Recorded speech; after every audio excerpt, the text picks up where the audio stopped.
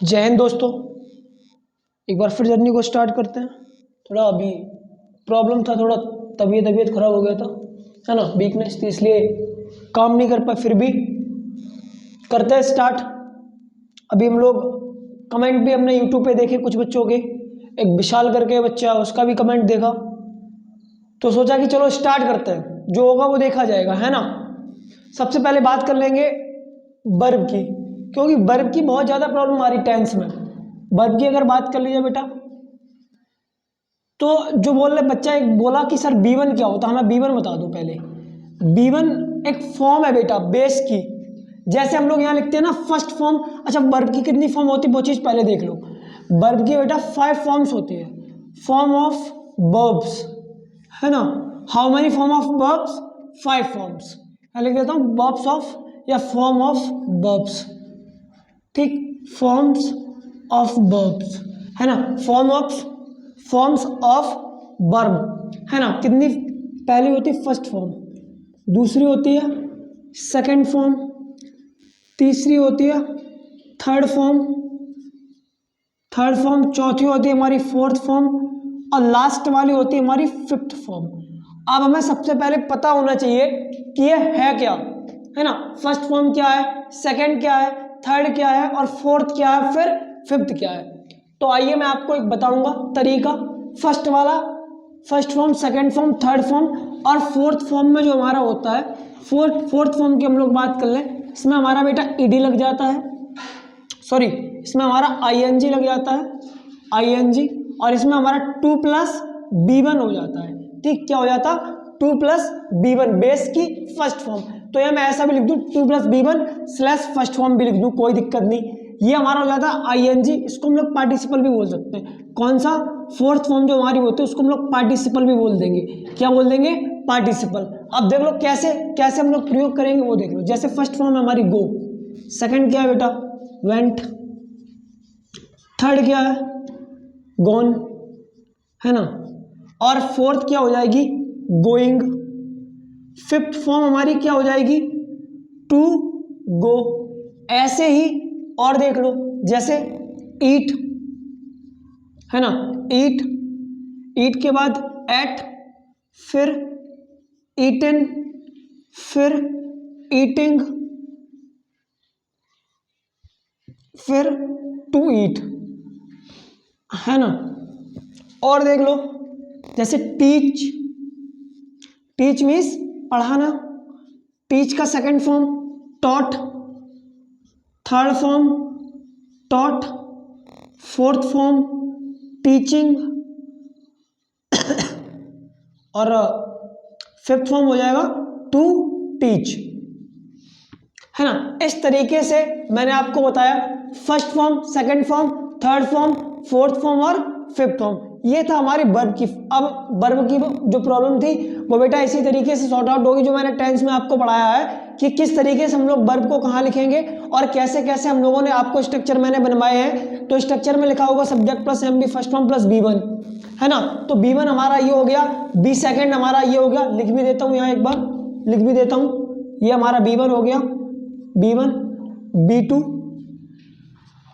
B3, B4 और B5, ये हमारी वर्ब हो गई। इस तरीके से हम लोग वर्ब का जो प्रयोग करते हैं, इन्हीं तरीके से इसी चार्ट के द्वारा मैंने आपको बताया, ठीक है। इसी तरीके से हम लोग वर्ब का प्रयोग बहुत अच्छे तरीके से कर लेंगे। बात समझ में आई बेटा?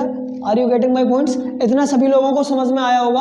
अब नेक्स्ट स्टार्ट करते हैं सीधा, जहां हम लोग खत्म किया था उसी टॉपिक पे स्टार्ट करेंगे। एक बार देखते हैं उस टॉपिक में था क्या। सबसे पहले वहीं चलेंगे, चलो देखते हैं फ्यूचर कॉन्टिन्यूअस पे, है ना।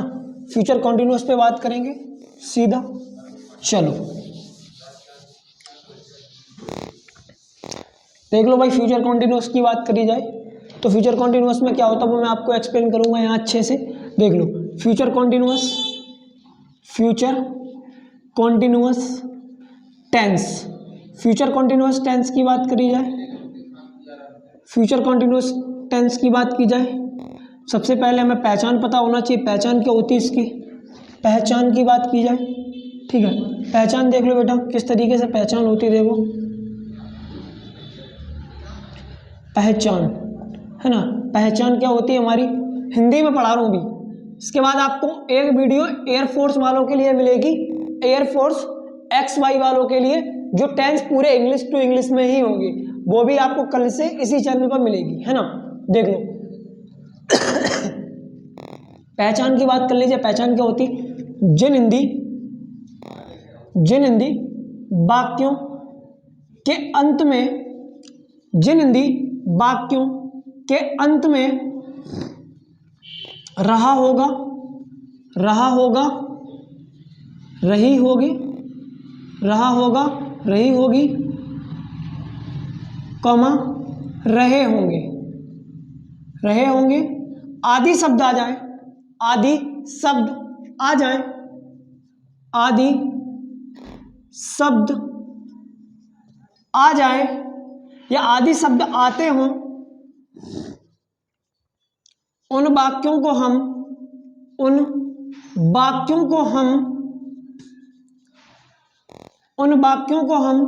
फ्यूचर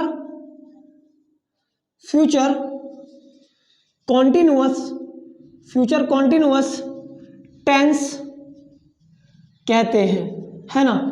ये हमारी बेटा पहचान हो गई।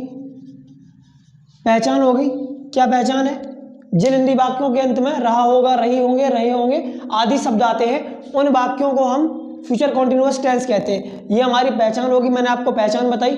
अब इसके बाद में सीधा रूल पे बात करेंगे, ठीक है। रूल देख लो भाई, रूल क्या होता, रूल और स्ट्रक्चर, है ना। इसी में बताऊंगा आपको कि किस तरीके से स्ट्रक्चर बनेगा, किस तरीके से रूल्स बनेंगे, वो देख लो। रूल्स हमारा पहला होता है सब्जेक्ट, पॉजिटिव का रूल्स होता है बेटा सब्जेक्ट प्लस विल बी, जो कॉन्टिन्यूअस होगा उसमें बी लग जाएगा, बिल और शैल में बी लगा दिया, will be shall be plus before form plus, देखो अब ये एक बार और देख लो, समझ लो पहले, subject plus will be shall be plus before form plus object, ये हमारा हो गया, ठीक है ना। अब बात कर लेते हैं, ये ए स्ट्रक्चर हो गया, ए हमारा। बी पार्ट देख लो, B part subject plus will not be, अब विल नॉट बी यहां पहले लिख देते हैं, बिल स्लैश सेल, है ना, will slash shall plus not plus be plus before form plus object, ये हमारा हो गया निगेटिव का स्ट्रक्चर। अब बात कर लेंगे इंटेरोगेटिव की, देख लो इंटेरोगेटिव कैसे बनेगा, will slash shall plus subject plus be plus before form plus object, ये हमारा हो गया बेटा इंटेरोगेटिव सेंटेंस। अब बात कर लेते हैं डी पार्ट की, डी पार्ट हमारा किस तरीके से बनेगा वो देख लो, will slash shall plus subject plus not plus be plus before form plus object, ये हमारा हो गया बेटा फोर्थ वाला। ये हमारा हो गया पॉजिटिव का, लिख भी देता हूं, ये हमारा हो गया पॉजिटिव का, पॉजिटिव सेंटेंस। ये हमारा हो गया निगेटिव का, निगेटिव सेंटेंस हो गया ये हमारा। और ये हमारा हो गया इंटेरोगेटिव, ये हमारा इंटेरोगेटिव सेंटेंस हो गया, है ना, ये हमारा इंटेरोगेटिव सेंटेंस हो गया। और ये हमारा हो गया इंटेरोगेटिव निगेटिव, ये हमारा हो गया इंटेरोगेटिव निगेटिव, है ना।